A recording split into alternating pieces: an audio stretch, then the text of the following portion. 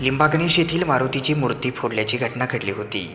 या प्रकरणी लिंबागणेश येथील एका विरोधात नेकनूर पोलीस ठाण्यामध्ये गुन्हा दाखल करण्यात आला आहे।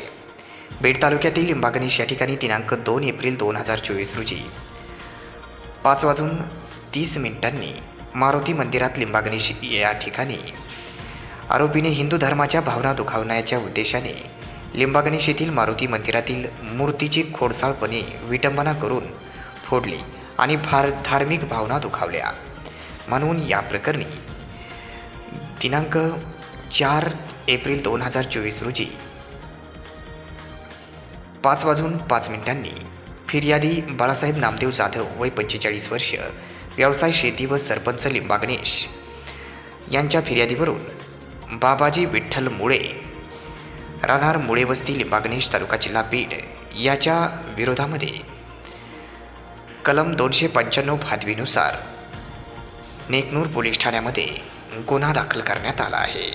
अशी माहिती आज शुक्रवार दिनांक 5 एप्रिल रोजी दुपारी 2 वाजता पोलिसांनी माध्यमांना माहिती दिली आहे। याचा पुढील तपास पोलीस हवालदार डोंगरे हे करत आहेत।